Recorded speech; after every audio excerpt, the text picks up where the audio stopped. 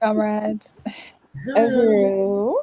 I gotta say, Comrade Solyana, the locks are locking. The edges Thank you. laid.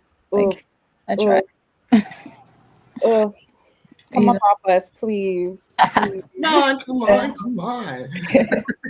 a long time coming, man. How many years am I into now? Started in 2021, so 4 years. Yes.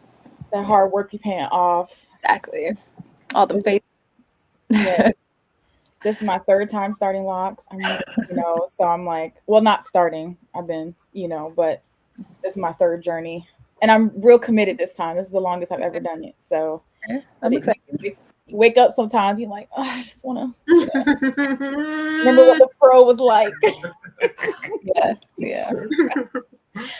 But yes, Uhuru, Comrade Mariah, how are you doing? I am good. It's hot down here, of course. So yeah, okay. We're trying to keep it cool. Keep it cool. I know some places they get a little autumn breeze. I'm kind of jealous. Yeah. I think it's like in the 70s. It's been nice. I can't complain. Yeah. Ooh. Well, I just live vicariously, and also, I kind of try to put myself there with all the pumpkin spice that's now available. Yes, oh shoot, I'm basic, but I love that season. Is pumpkin spice season. You like what you like, and you know what? Right. I don't pull up wearing Uggs, but okay, you draw the line. You draw the line. Okay. I'm definitely gonna get my pumpkin spice. But well, why don't we go ahead and get started as our viewers come in? Welcome on, everybody. Thank you for joining us. Come on in. Come on in. Hit that subscribe button. Go ahead and hit it right there so you can always be notified when we're going live. We always got a bunch of things going on the Burning Spirit TV YouTube channel and now Burning Spirit Media Rumble as well. So go ahead and make sure to subscribe. And you are now tuned in to the best podcast, if I do say so myself, One Africa Worldview. And I am your host, Akilé, the Director of Media and Communications for the African People's Socialist Party. All right, and I am your other host, Solyana, who is the managing editor for the longest running Black Power newspaper, The Burning Spear. Yeah. And Uhuru, I'm Dr. Mariah, promotions coordinator for Black Power 96.3 FM radio based in St. Petersburg, Florida, but available worldwide through Black Power 96 mobile app. So since the start of the season 2 of One Africa Worldview, our show now airs on Black Power 96 radio every Thursday at 2 p.m. Eastern, y'all. That's right. And, speaking of Black Power 96 radio, actually, it's based in St. Petersburg, Florida, which was a prime area of impact during hurricane season in the U.S. And, our program today is going to look at the 20-year anniversary of Hurricane Katrina. But can you remind us how invaluable Black Power 96 has been for our, primarily Black listenership in South St. Pete during the storm season? Yeah, absolutely. I can only imagine the difference of having your own Black radio station and your Black Power radio station here, in this case, in areas especially prone to weather. And that's exactly what happened. And when these areas that have this weather disaster is prone to strike. So last year was actually a very busy, hot hurricane season for the Tampa Bay area. But we actually had 2 named storms in the area, Hurricane Helene and Hurricane Milton. So, and this was just like all the things that happen whenever this disaster happens, that whole widespread power outage, all the flooding, just all the devastation, that and exactly what happened there. And Black Power 96 was on the air preparing beforehand to handle this and was able to provide the people this critical information throughout this whole experience. And for most, when the power goes out, y'all, there's no internet, there's nothing else. There's no way to even make calls sometimes. But what we can pull out, those batteries and those old radios, and just really show people how to update that. So no ability to be able to charge any of those devices, computers, laptops, tablets, none of that stuff. So you can pull out those battery operated radios, and who could they rely on to give them the information they needed? And that was Black Power 96. And that information for those disaster preparedness and the like, Black Power 96 radio was there, y'all. That is right, Comrade Mariah. And I am in St. Petersburg, Florida, in the the hurricane prone area. And so experienced Hurricane Milton and Helene back to back. I wasn't necessarily the generation that had to rely on radios, but now I see the significance of it. And you have to have that battery powered radio, in your homes. And it's likely that Africans already got one, already in the back. So go ahead, make sure if you don't have it already, make sure you got your batteries and your radio for the backup, and make sure you have it tuned in on your FM dial, the Black Power 96. And Black Power 96 continues to serve the African working class community in the most economically neglected area of St. Pete. And it serves our people all over the world. And the Black Power 96 radio network is expanding, but we'll talk about that at a later date. So we'll stay tuned. For now, it's time to get into the program for today's show, and it's guaranteed to be a good one, of course. Yes, it is. And, we mentioned that we're going to be discussing the 20th anniversary since Hurricane Katrina during our World Weekly Update. And for our primary objective, we're actually bringing on a special guest, right? We are going to have on Dr. Matsemela Odom, who is professor and president of the International People's Democratic Uhuru Movement, or InPDUM, to discuss the upcoming annual InPDUM Convention that's going to be taking place in St. Louis, Missouri. So we're, giving you a sneak preview of what to expect at this year's convention. But with that, I think we can get into it now, starting off with the Orland Weekly Update. Yeah, well, as we have mentioned, this month marks 20 years, or actually, I'm sorry, August. We're September. It's the first day of September, but yeah. August was the month that marked 20 years since Hurricane Katrina devastated New Orleans. And as Comrade Mariah will let us know, other parts, of the southern U.S. where Africans are concentrated, exposing for the whole world that African people in this country already knew that the colonial state will let us die in these streets before it ever lifts a hand to save us.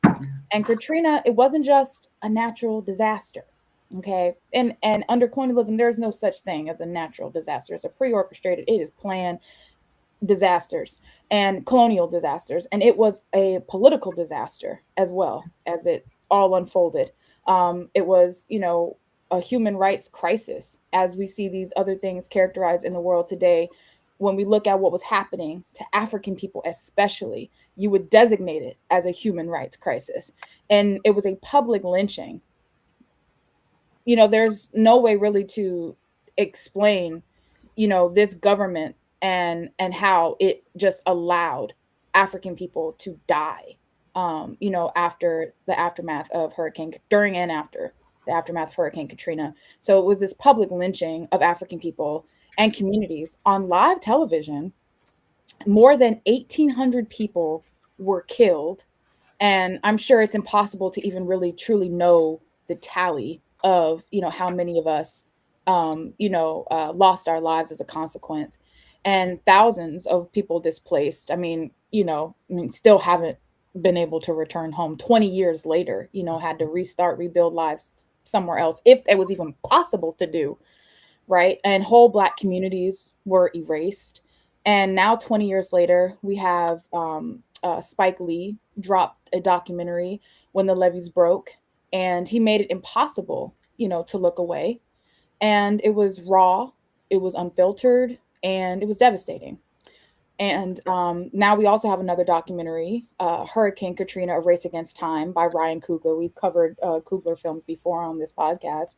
And, it has also helped to bring more of that truth, that reality to light, focusing not only on what happened during those days, but the trauma that never went away.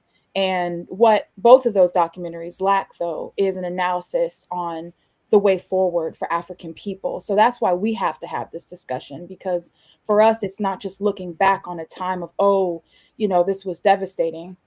This is not the first instance in U.S. history, that African people have suffered here in this country and, throughout the world, from disasters like this and political and economic exploitation following that disaster.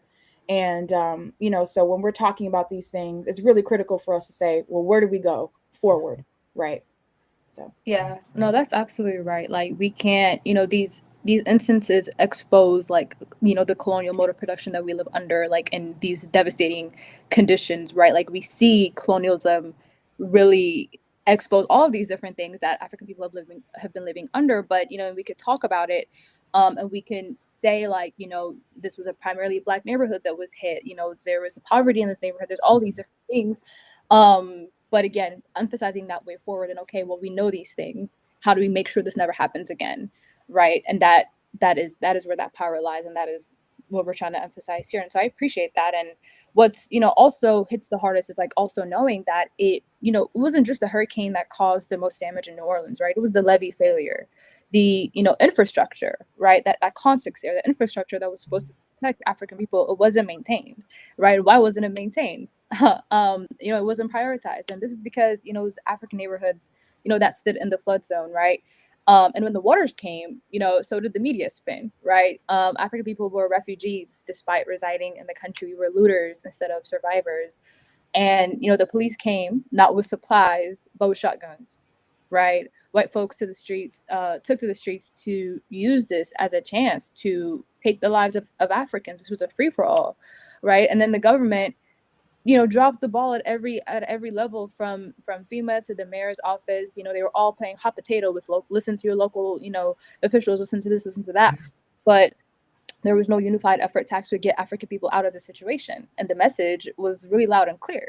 It was that we were on our own. And, but what they didn't count on, again, was African people's resilience, right? And the documentaries show that, what we lived, like Black folks, creating, rescue crews, sharing food, opening up churches, and just holding down neighborhoods that was abandoned by everybody else. And that's not just survival, right? That's Black power, like in action that we saw.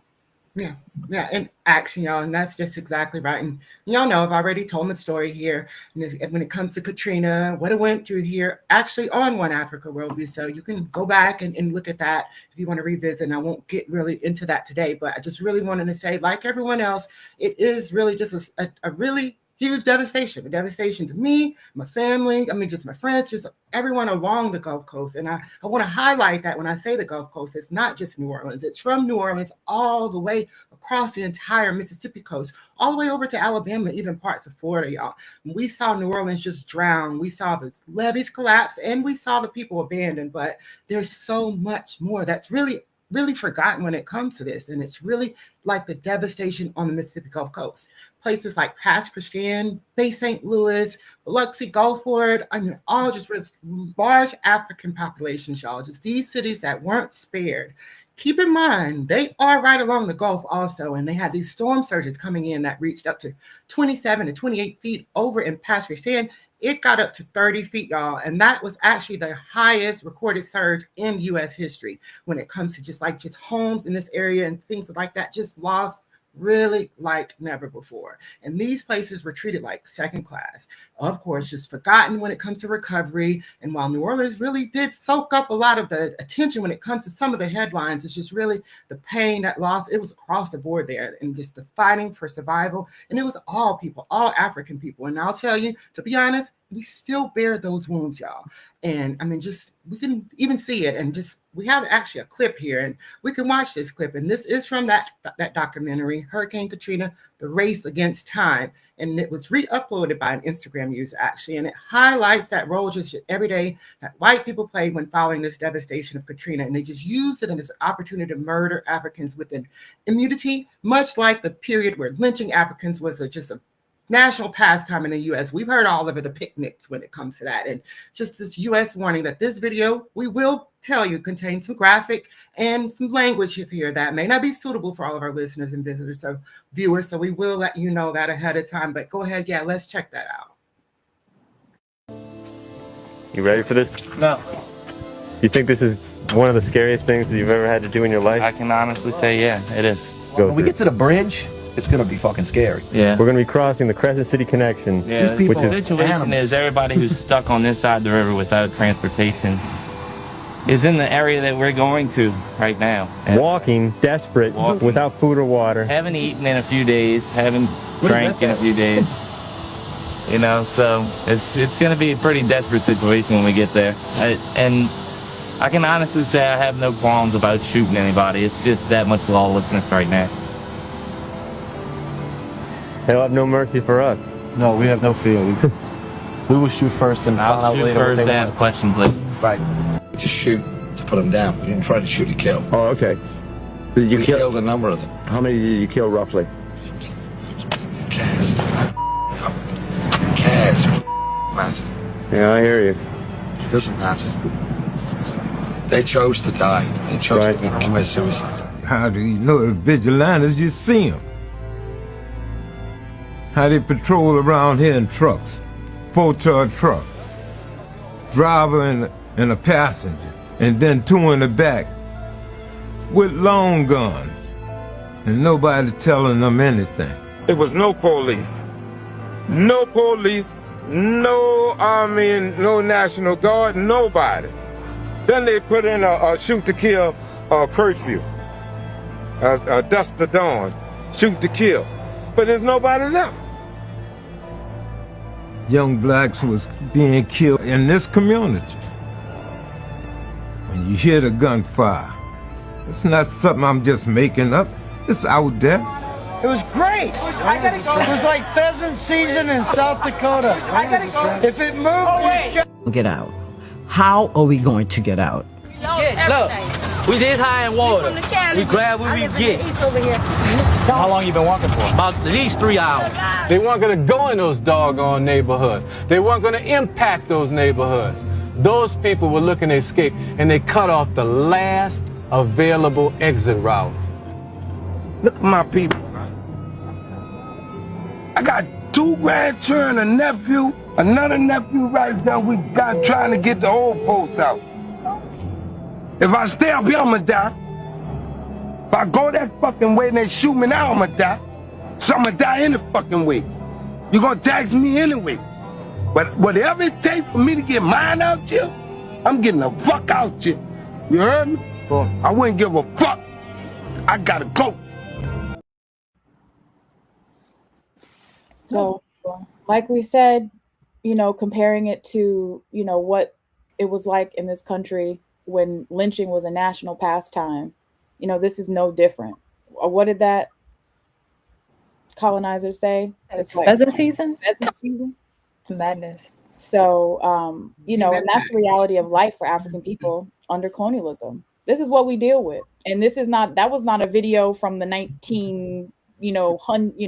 early 1900s or, you know, something like that, or this was 2005 after Hurricane Katrina. This was 20 years ago. It's people fresh in people's memories of dodging bullets and things like that from regular, everyday white people.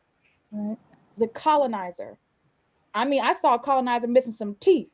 I'm pretty sure that was a working class, quote unquote, working class colonizer right there. Right.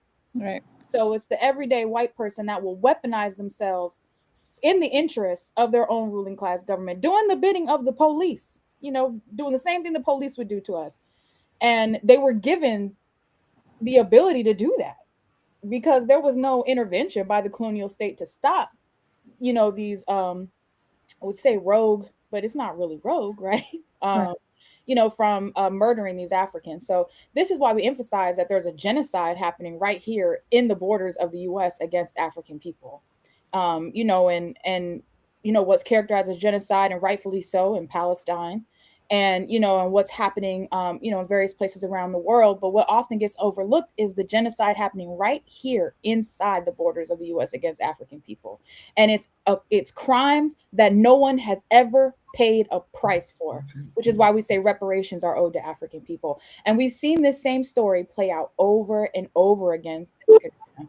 And right now in St. Louis, actually, tornadoes have just this year in May ripped through the North Side Black community, reducing childhood homes and businesses to rubble, damaging projects of the Black Power blueprint, and impacting the homes of organizers right there on the ground. And we've talked about that extensively. We'll continue to talk about that on the One Africa Worldview. And where was the national coverage? Where was FEMA? Where was the outcry?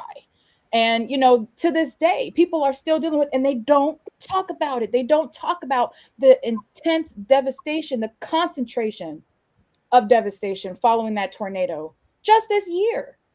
You would think, oh, we learned the lessons of, you know, poor infrastructure in all these places. So let's go ahead and short. Nope. Because it is designed for Africans to be left to die, to live under these humiliating and life-threatening conditions. That's what it's designed to do. So this is why the same situation can unfold in St. Louis in 2025 and the response be the exact same. happening in different places, right? You got Louisiana, you got the Gulf Coast, and then you got this happening in St. Louis, Missouri. So there's different places, but it's the same system. It is colonialism, no matter where you spin it, right? So as we and in terms of what the response was in St. Louis, it was city curfews and more police, right? And the colonial state has shown it will never prioritize African life, not in 2005, not in 2024, and not today. So that's why we have to recognize that disaster preparedness for African people doesn't start with a government alert on your phone, if you can get one, because in St. Louis, they forgot to push a button, right? So it doesn't start with a government alert. It starts with what we're doing right now in our community, with infrastructure that we build and we control. And we've seen evidence of the success of this strategy, because we're not just talking, all right? We're not just saying what we need to do, but we've done it. We've done it. We've seen the evidence of this success through the Uhuru movement's All African Peoples Development and Empowerment Project and Project Ankh.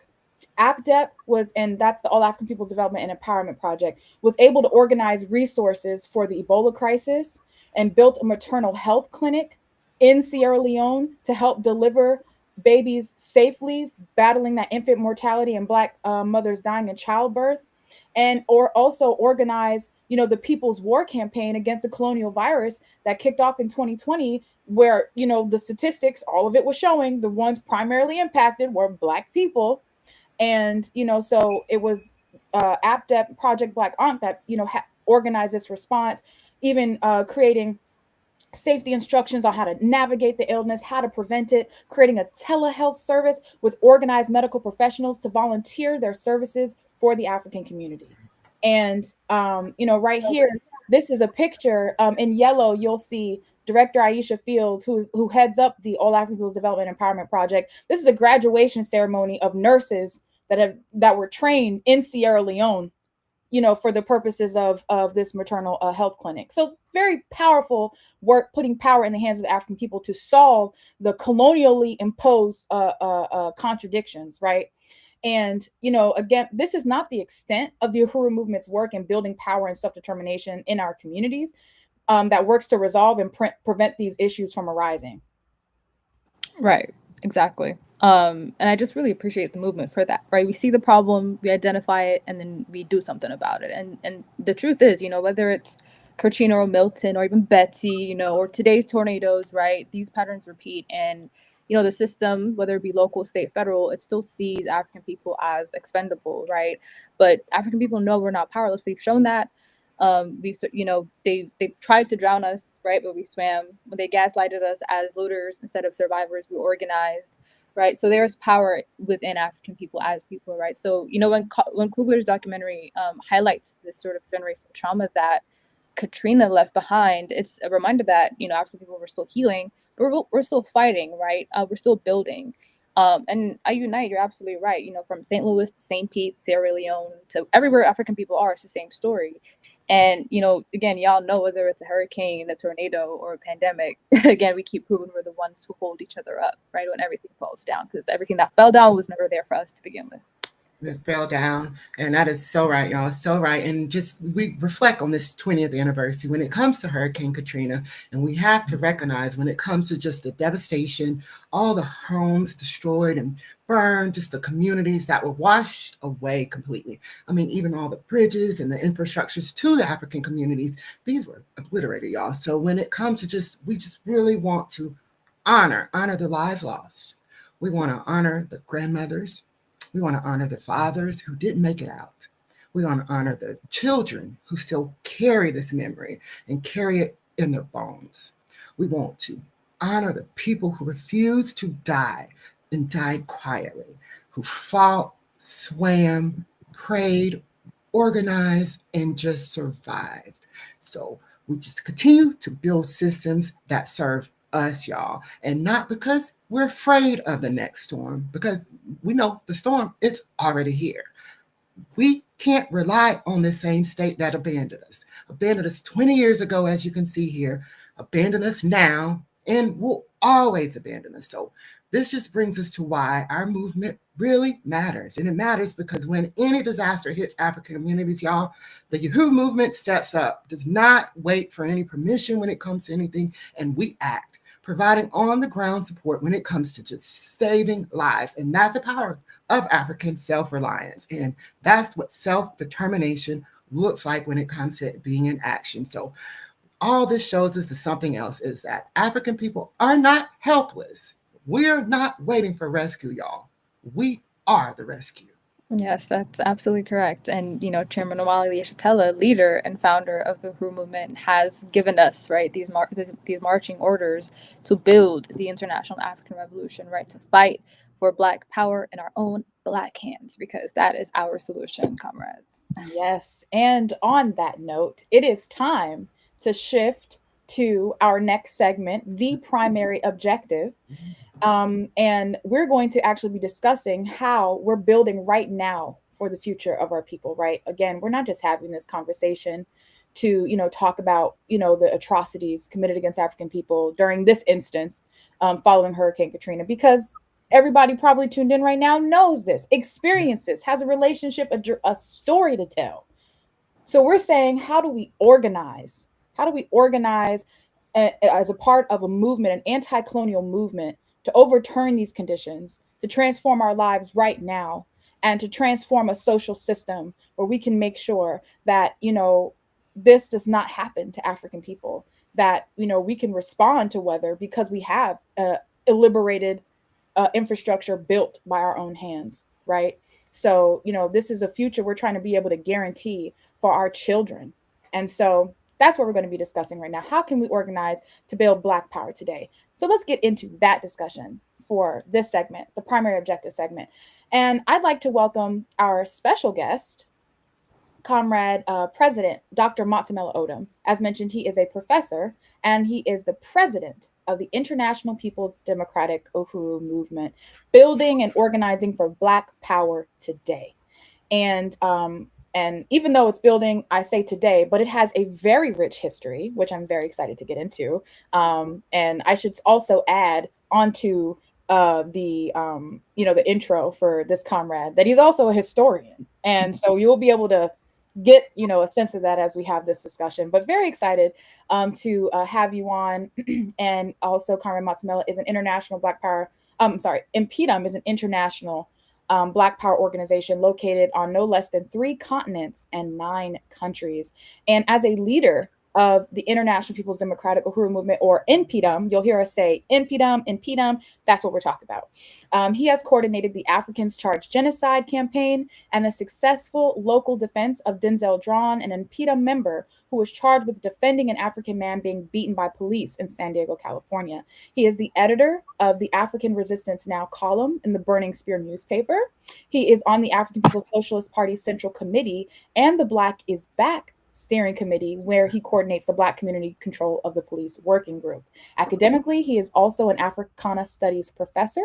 His research emphasis is in the history of African internationalist social movements in San Diego and beyond. And as you guys know, we are an African Internationalist program.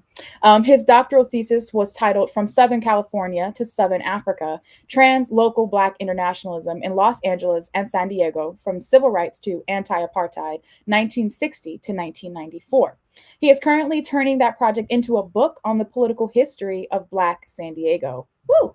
The book is set to be published in early 2026. Got a lot on your plate there, comrade. So we're so happy to have you, Uhuru, President Matsemela. Welcome to the One Africa Worldview Podcast.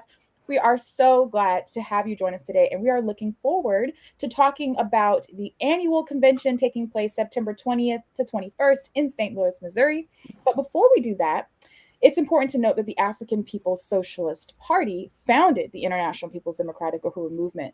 So, President Matsemela, we're going to go ahead and open it up, but don't feel shy from, also giving some opening remarks, before answering any of these questions.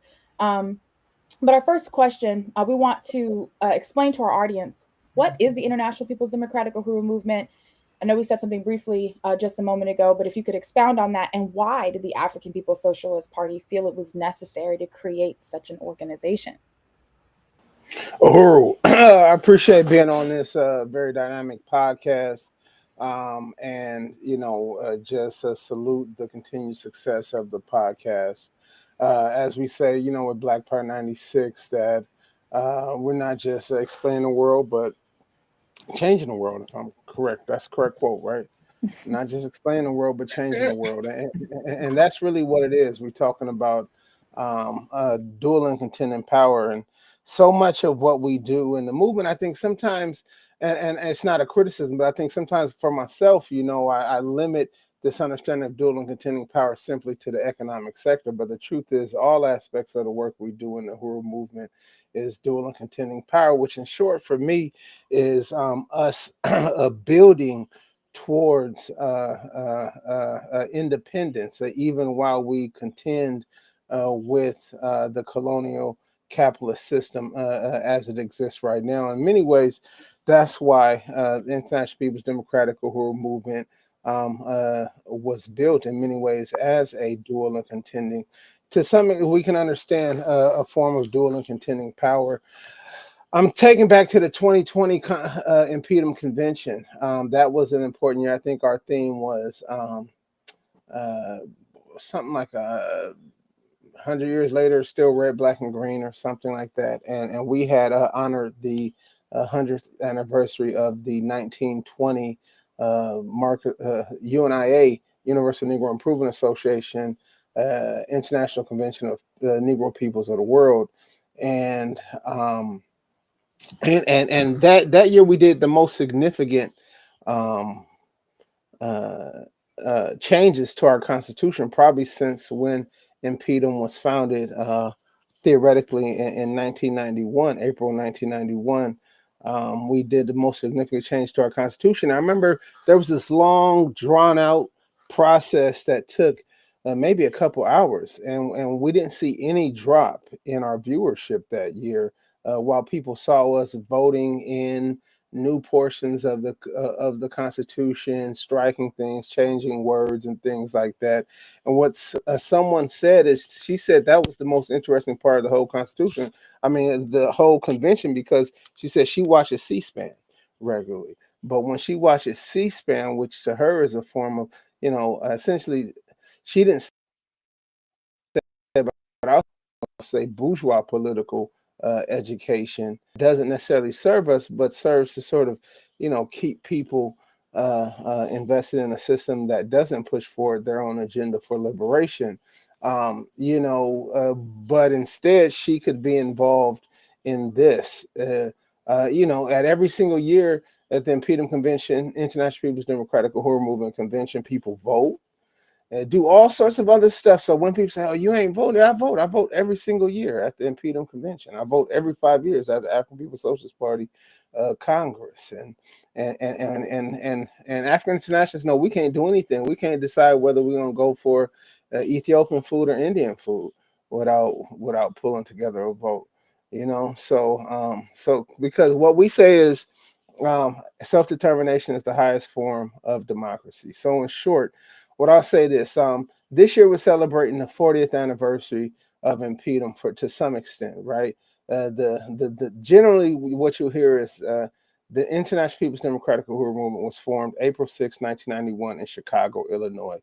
April 6, 1991 in Chicago is very significant in the sense that that's where the National People's Democratic Uhuru Movement was formed. Chicago, we know, was the site of the assassination of Fred Hampton, as well as Mark Clark on December 4th, 1969. But we also know that April 6, 1968 was the was the assassination of little Bobby Hutton in Oakland, California. He was the youngest member of the founding member of the Black Panther Party. So those assassinations in 68 and then 69 really were the bookends of the government's assault, specifically against the Black Panther Party, but also more generally against the Black Power movement. Such a significant movement because it was for the first time during the Black Power movement, or as we call the African Revolution of the 1960s, that the African liberation struggle was once again in the hands of the African working class, as it had been during the time of Marcus Garvey.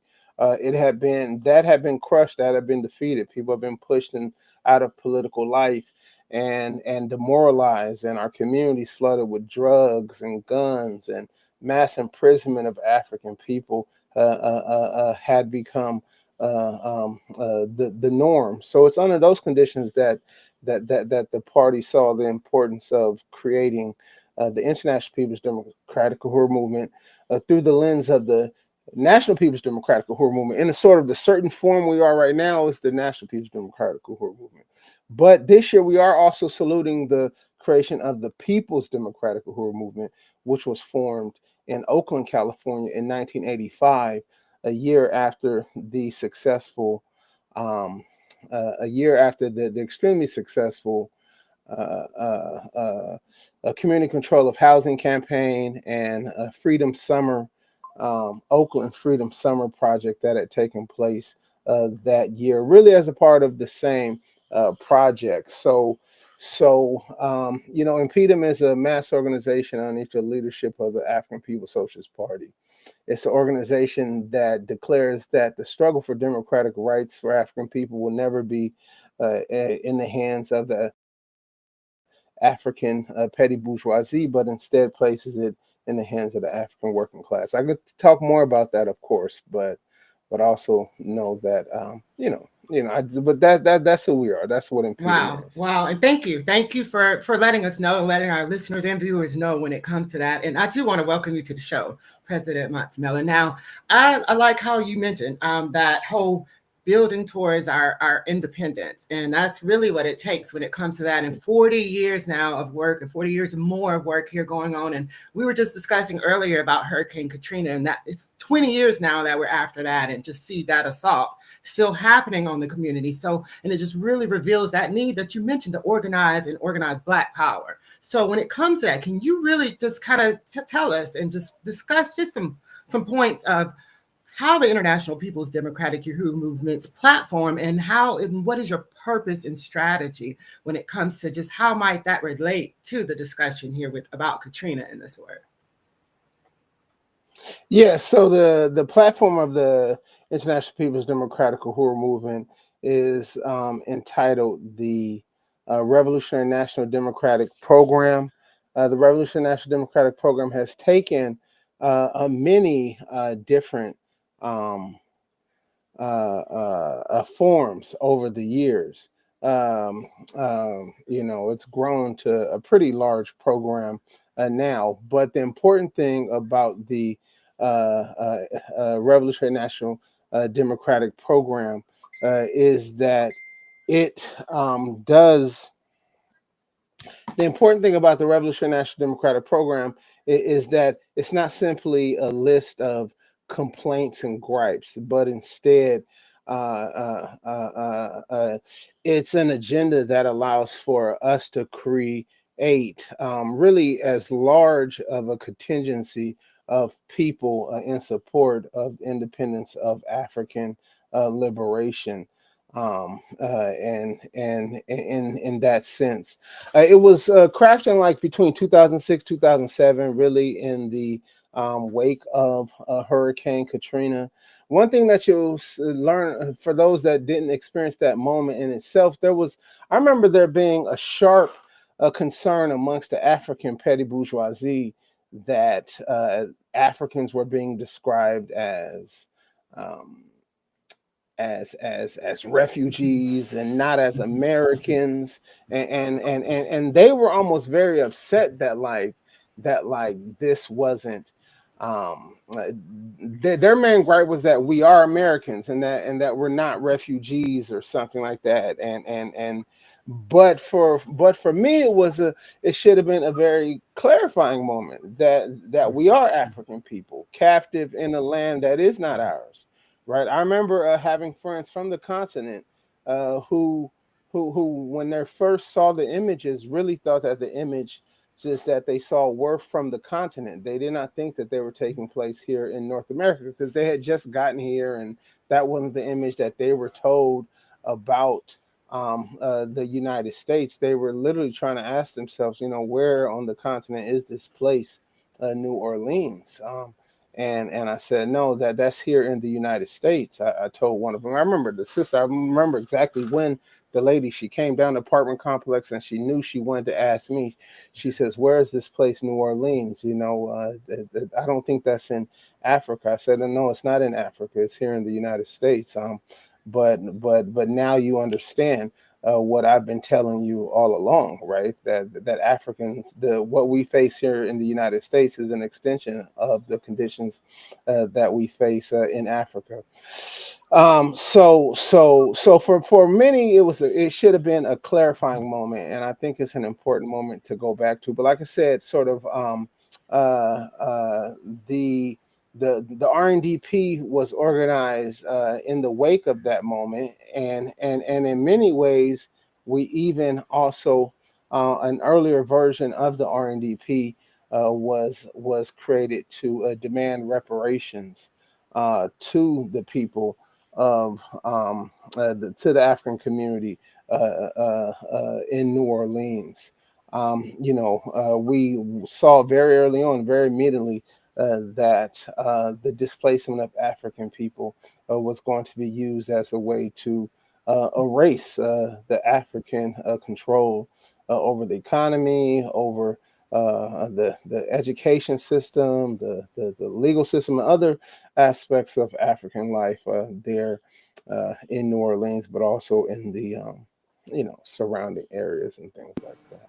Yeah, and Comrade, thank you so much for taking us through, the purpose of InPDUM, what the RNDP is. Like you said, it's not just the sort of a list of gripes and complaints, but an organized program of like, these are the things that African people are facing. What do we do about them? Well, we have this guideline to guide our on the ground work, and that's like what InPDUM, represents and is born out of, like that recognition. So, I appreciate you taking us through that. And so, our next question for you, Comrade, is what are some of the, activities that a member of InPDUM can expect to participate in?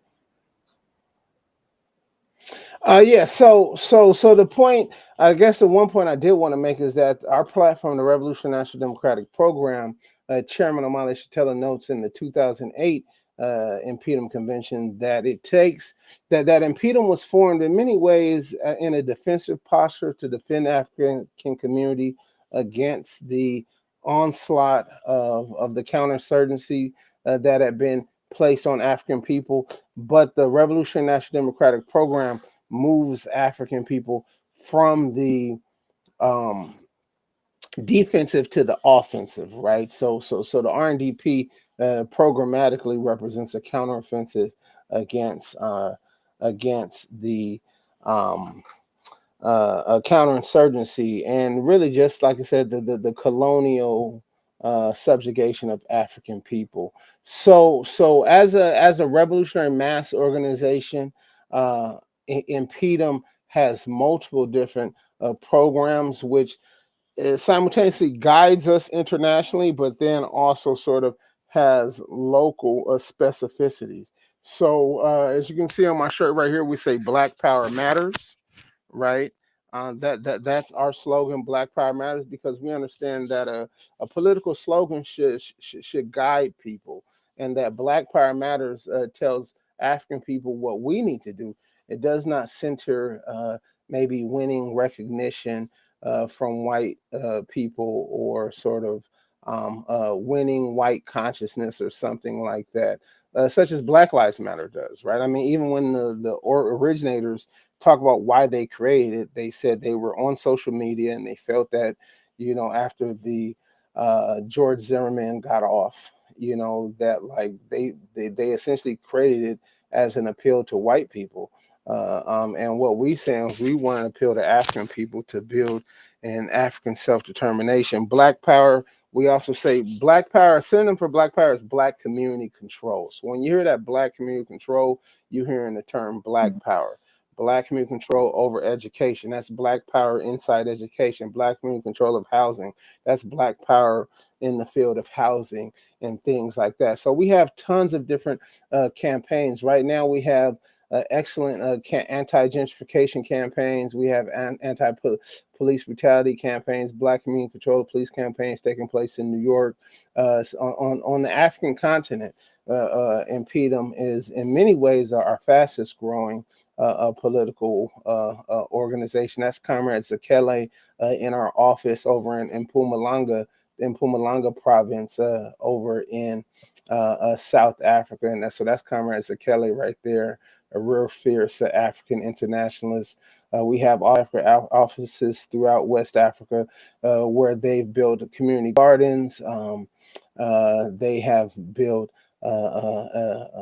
a car wash and other economic endeavors. That's Comrade Tafari, Comrade Asa out there of taking Black community control in all spaces, right? We say we don't give up any democratic space, right?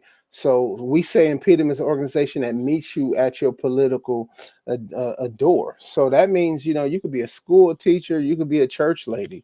It don't matter. InPDUM has the program to win you. Oftentimes, as the president of InPDUM,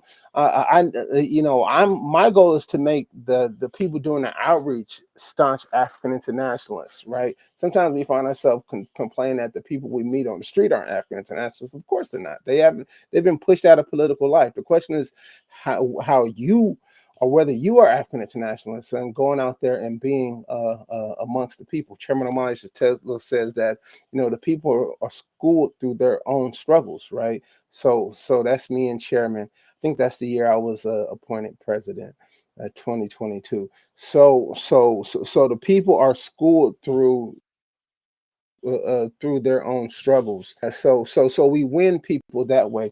St. Louis. InPDUM came into St. Louis, I know, in 2014 on the wake of the murder of Mike Brown. That's when InPDUM built our permanent presence. But Chairman also likes to note, which is actually correct, in multiple different ways, the Uhuru movement had already been in St. Louis by way of the Burning Spear, by way of work that we had done, even going all the way back to the days of the junta militant organization with groups that had already been present in St. Louis and things of that sort. But we came into St. Louis. We built the Black People's Convention. Sorry. We built the Black People's Tribunal in response to. It was called the Black People's Grand Jury, and if you go to the Burning Spear YouTube page, you can find the video of the Black People's Grand Jury that had taken place in early 2015. That was a part of really a three-pronged part of what was called the African Charged Genocide campaign. That was the same time that InPDUM and the Uhuru movement was leading the campaign in defense of the 3 drowned Black girls over in St. Petersburg, Florida, as well as the Flint water crisis. But one thing that InPDUM found when we went up into Flint, Michigan, is that everyone was organizing water. Everyone was organizing water, but the people in Flint underscored the fact that, the water is one aspect, but the thing that they really lacked was power. Right, power to govern and to control the land in which they live. So, Uhuru. Well, that is very exciting work. Seems like people are going to be able to be active as members of the International People's Democratic Uhuru movement. So back to that slogan, not just explaining the world, but changing it. And of course, you have an annual convention coming up. Correct. So can you tell us about it, what people can expect at this convention? And also you mentioned the international, that this is an international organization. So are there any international convention activities taking place as well? Yes, it is an international organization, and our international convention is taking place. The primary convention is taking place in St. Louis, Missouri, Saturday, September 20th, and Sunday, September 21st. And to learn more about that, you can go to our website, which is inpdum.org, or you can go to Eventbrite at npdum2025.eventbrite.com. The theme of this is really just exciting. We're having a very exciting a convention, really a victorious convention, right? We got some amazing panels planned out, lifting up the contemporary anti-colonial struggle taking place on the continent of Africa, saluting the success of the Hands Off Uhuru campaign, saluting the success of the Uhuru Foods and Pies campaign, and really laying out programmatically how people can build a Black community control. They can participate in the they can participate in the convention virtually, and we are not. And what we're saying is that all new members of InPDUM who've joined InPDUM since the beginning of our push towards the convention get to attend the convention for free. And InPDUM is, and for our new members of InPDUM is actually setting aside free hotel lodging for a number of members of InPDUM who do come into St. Louis. But it's very important. Lastly, that's not the only thing taking place, right? We have a vibrant pre-convention process, a series of pre-convention rallies and even pre-convention conferences taking place in San Diego, California, Chicago, Illinois, St. Louis. New York just had their pre-convention rally last Sunday. West Africa, South Africa, everywhere, all of these places, people are holding pre-convention rallies and pre-convention conferences, electing the local and regional leadership, drafting the resolutions that will be brought forward at the 2025 InPDUM Convention in St. Louis. So you don't want to miss it. It's a sort of historic moment in African liberation. Uhuru, it definitely sounds historic, and it also doesn't sound like anything else that anybody else is doing. Like, this is very specific work that the Uhuru movement, the International People's Democratic Uhuru movement, is doing, and it's so important, and it's a practice of anti-colonial democracy. Especially as you pointed out, in in this period of severe colonial state repression, and how people are saying, the striking of the rights, the constitutional rights and things like that. A constitution, written at the time of a period of time where Africans were, enslaved in this country. And so, we don't have to lament or, keep begging a colonial government. We practice anti-colonial democracy through our own institutions, our own organization. And so it sounds like that's what people will have an opportunity to do. Right. Can I make just one quick point? Because I saw this at the conference, and I'm not, people know I don't do the political gangbanging or nothing like that. But I saw this at the conference, and they had this amazing conference, literally smoke and mirrors and all sorts of stuff, and it was well put together. But at the end of the whole convention, their resolution was, we need to go to the people. And I'm like, this is wild. This is wild. We talking 50 plus years since the Black Power movement, and your solution now is that we need to go to the people. And these are organizations that consider themselves mass organizations. Yeah. Right. And we are an organization that was built out of the struggle of the people. So I just want to say that, because I know we get to talk about the St. Louis hurricane stuff. But the important thing is that in the Uhuru movement, we're trained on how to intervene in the spontaneous uprising of the people. The immediate response to the hurricane, to the tornado in St. Louis, the immediate response to the Hurricane Katrina was African people doing for themselves. Yes. But what we have is a theory of African internationalism that, when gripped by the people, can force material change. Karl Marx says a theory, when it grips the masses, becomes a material force. And that's what we know that we have, and that's how we're trained in the Uhuru movement, to go to the people and to take to the people our revolutionary theory. Yes. Wow. Take to the people. Wow. Yes. And practice, a theory of practice. Yes, theory of practice. And I just really want to thank you, Comrade President Matsemela, for joining us today with the One Africa Worldview podcast. We encourage our viewers to check out the chat and on the screen descriptions for more information about the annual InPDUM Convention. There's a QR code right there on the screen for you. This was a very dynamic discussion. This is going to be ground zero for organizers in St. Louis, September 20th to the 21st. It's not a political festival. We're getting to work. We're rolling up our sleeves. Okay. So it's not vacation. No, we're getting to work. So if you want to get to work, join us. So thank you so much, Comrade President Matsemela, for joining us. And this will bring us to the end of the primary objective segment.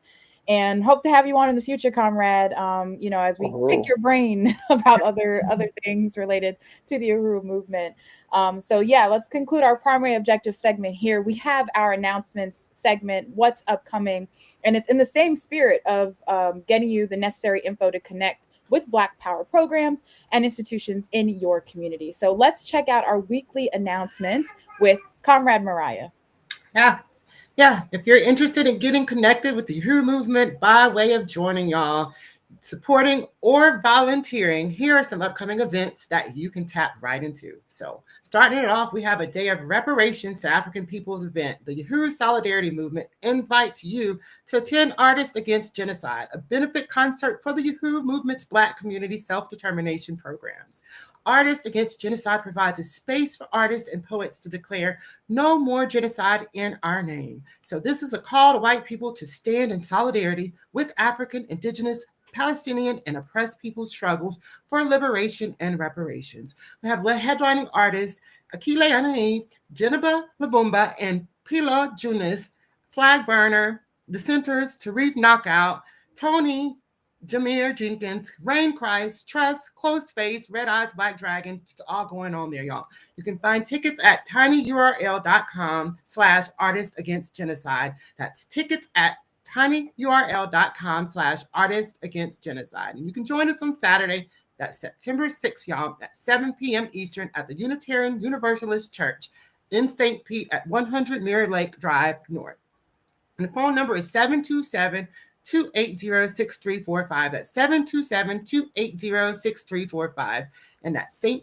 Pete at uhurusolidarity.org for the email at stpete@uhurusolidarity.org. And just in case of cancellation, the rain date has been backed up as October 4th at 7 p.m. Eastern. So also on Saturday, September 14th, you can join the Uhuru Solidarity Movement's March for Reparations to African People on Grand Avenue at Tower Grove Park in St. Louis, Missouri. You can hear more about this historic tradition and to register over at tinyurl.com/reparationsmarch 2025. That's tinyurl.com/reparationsmarch 2025 And on Saturday, September 20th, you can join the northern region of the African People's Socialist Party in West Philly's beautiful Clark Park for the 10th One Africa, One Nation Book Fair and Marketplace. This free all-day program will feature live music, poetry, free education resources, giveaways, a children's circle, special activities for families, food, and over 100 marketplace vendors. You can visit oneafricamarketphilly.org for more information. That's oneafricamarketphilly.org. So y'all, for more events and everything else going on, you can visit theburningspear.com/events. And of course, we'll be keeping you updated here on One Africa Worldview. So make sure you're subscribed on any of our socials so you're all locked in and following us there, y'all. And that is it for today's show. Thank you so much, Comrade Mariah, for that amazing announcement, Dr. Akilé for all those questions, and of course, Dr. Matsemela for just being our amazing guest, talking about InPDUM and just, letting us know how we can get involved. So, like I said, that is it for today. Don't forget to subscribe to our channel to get notifications for when we're live. We stream on the Burning Spirit TV YouTube. We're streaming on the Burning Spirit Media Rumble. And now we're on Black Power 96.3 FM radio, based in St. Petersburg, Florida, and streaming globally on the Black Power 96 FM app. So you have no excuse to not tune in. All right. Until next week. One Africa. One nation. For real.